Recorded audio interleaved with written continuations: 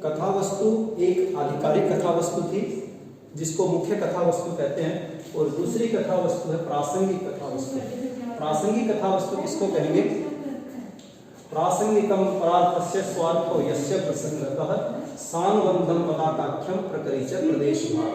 प्रासंगिक कथा वस्तु इसको कहते हैं यस्य इति वृत्तस्य, यस्य कथायाः, जिस कथा का स्वार्थः परार्थस्य, स्वार्थ जो होता है, स्वार्थ अर्थ माने प्रयोजन, अपना जो प्रयोजन होता है वो परार्थ के लिए होता है, स्वयं के लिए नहीं होता। अर्थात आधिकारिक कथा का जो नायक था उस नायक के लिए ही उसके प्रयोजन होते हैं।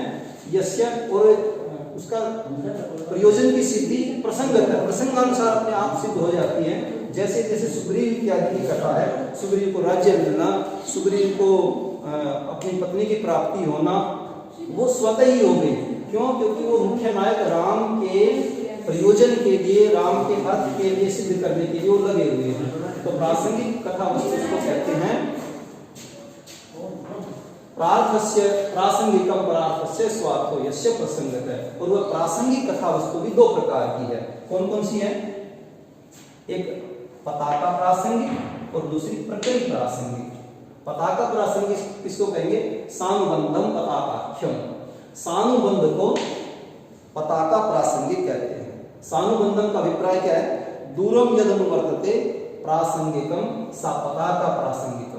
जो बहुत मुख्य कथा के साथ साथ जो कथा दूर तक जाए, जैसे सुग्रीव की कथा रामायण में, जैसे विभीषण की कथा, जब तक मुख्य नायक को फल की प्राप्ति नहीं हो जाती है तब तक वो कथाएं, तब तक उसका नायक मुख्य कथा के नायक के साथ जुड़ा रहता है, इसलिए वो सानुबंधम पताकाख्यम, उसको पताका प्रासंगिक कहते हैं। दूसरी कथा है प्रकरी प्रासंगिक।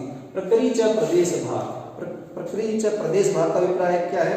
यद अल्पम, अर्थात यद दूरम न अनुवर्तते, जो बहुत दूर तक न जाए, केवल मुख्य नायक के साथ थोड़ी देर रहे, उसके बाद वो कथा वहीं पर समाप्त हो जाए। जैसे जैसे जटायु की कथा, जैसे सबरी भीलने की कथा, थोड़े से प्रदेश में वो आई और राम जी से उसकी, राम जी ने मुख्य नायक ने उसकी मुख्य नायक की मदद की और वो कथा वहीं पर समाप्त हो जाती है। उसको प्रकरी प्रासंगिक कह सकते हैं। हम कह सकते हैं कि तीन प्रकार की कथा हो गई है। एक मुख्य कथा जिसको आधिकारिक कथा कहते हैं, और एक प्रासंगिक जो दो प्रकार की, एक पताका प्रासंगिक और एक प्रकरी प्रासंगिक। तो मुख्य कथाएं मान के चलो कि अब तक हमने तीन प्रकार की मुख्य कथा पढ़ चुकी, कथा के तीन भेद हम पढ़ चुके हैं। उसके बाद कथा के अगर आगे भेद करें तो प्रख्यात, उत्पाद्य और मिश्रत्व भेदा, त्रेधा च त्रिधा, त्रेधा अपि च त्रिधा। जो तीन प्रकार की हमने कथा पढ़ी है, एक आधिकारिक कथा, एक पताका प्रासंगिक कथा और एक प्रकरी प्रासंगिक कथा। तीनों प्रकार की कथाएं, त्रेधा माने तीनों प्रकार की कथाएं, वो भी प्रख्यात, उत्पाद्य और मिश्रत्व के भेद से तीन प्रकार की होती हैं। अब इन तीन प्रकार की कथाओं के साथ तीन तीन प्रकार जोड़ते जाओ। जैसे उदाहरण के तौर पर प्रख्यात आधिकारिक कथा वस्तु, दूसरी पताका प्रख्यात पताका प्रासंगिक, और तीसरी प्रख्यात प्रकरी प्रासंगिक। फिर उत्पाद्य में जोड़ो आधिकारिक, उत्पाद्य आधिकारिक, उत्पाद्य पताका प्रासंगिक, उत्पाद्य प्रकरी प्रासंगिक। फिर मिश्र को जोड़ो, मिश्र आधिकारिक कथा वस्तु, फिर उसके बाद मिश्र पताका प्रासंगिक और फिर मिश्र प्रकरी प्रासंगिक। इस प्रकार से 9 कथा वस्तु के भेद हो जाते हैं। जो हमने तीन प्रकार की कथा वस्तु थी, उसके साथ प्रख्यात जोड़ते जाओ, उसके साथ उत्पाद्य जोड़ते जाओ, उसके साथ मिश्रत्व जोड़ते जाओ, वो तीनों प्रकार की कथा मिलकर के 9 प्रकार की कथा होती है। अब प्रख्यात किसको कहते हैं, उत्पाद्य किसको कहते हैं, मिश्रत्व किसको कहते हैं? तो धनंजय बताते हैं कि प्रख्यात है प्रख्यातम इतिहास आदि। जो इतिहास आदि में प्रसिद्ध कथा होती है, जिसको हम इतिहास में पढ़ते हैं, पुराणों में पढ़ते हैं, है ना, पौराणिक जो कथाएं होती हैं वो सब क्या है? वो प्रख्यात, जो इतिहास की सिद्ध कथाएं होती हैं वो सब प्रख्यात कथा वस्तु के अंतर्गत आती हैं। प्रख्यातम इतिहासादे उत्पाद्यम कवि कल्पितम। और उत्पाद्य किसको कहते हैं?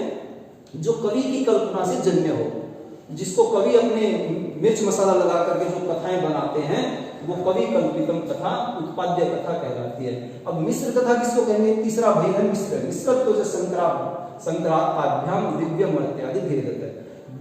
मिश्र कथा उसको कहेंगे जो संकर कथा हो, अर्थात जो इतिहास आदि में भी प्रसिद्ध हो और जो कवि कल्पित भी हो, दोनों मिलकर के जो कथा वस्तु बनती है उसको मिश्र कथा वस्तु कहते हैं। तो हमने 9 प्रकार की कथा वस्तु पढ़ दी है और इसके बाद भी अगर पढ़ेंगे तो दिव्य मर्त्यादि भेद, जो 9 प्रकार की कथा है उसके साथ एक बार दिव्य जोड़ दो, एक बार मर्त्य जोड़ दो। दिव्य माने जिसके नायक देवता इत्यादि होते हैं वो दिव्य कथा के वस्तु के अंतर्गत आते हैं, और मर्त्य जिनके सामान्य वस्तु, जो सामान्य नागरिक जिस प्रकार से चारुदत्त सामान्य नायक था, इस प्रकार के जो रूपक होते हैं उनकी कथा वस्तु मर्त्य से संबंधित कहलाती है। तो 9 प्रकार की जो कथा थी उसके साथ दिव्य और मर्त्य भी जोड़ देंगे तो कितने प्रकार की हो जाएगी? 18 प्रकार की कथा वस्तु हो जाएगी। जब प्रथम प्रकाश के अंत तक पढ़ते पढ़ते हम चलेंगे तो और भी कई प्रकार से योजना की दृष्टि से भी कथा वस्तु के भेद होते हैं। फिर क्योंकि रूपक है, रूपक में तो अभिनय होता है, 4 प्रकार के अभिनय, आहार्य, वाचिक, सात्विक, और इन अभिनय की दृष्टि से भी कथा वस्तु के भेद हैं। तो हम कह सकते हैं कि कथा वस्तु के अनंत भेद होते हैं। धनंजय ने प्रथम प्रकाश में सारा यही वर्णन किया है, वस्तु विभाग तो किस प्रकार से, और आगे जब हम वस्तु विभाग में चलेंगे तो वस्तु के मुख्य रूप से 5 विभाग करेंगे जिनको पंच संधियां कहते हैं, मुख्य, प्रतिमुख, गर्भ, विमर्श और निर्वहन रूप संधृति। और फिर इन्हीं पंच संधियों को भी हम जाकर के 64 विभागों में विभक्त करते हैं जिनको संध्यांग कहते हैं। तो आज के लिए इतना ही। जय तो संस्कृतम, जय तो भारत।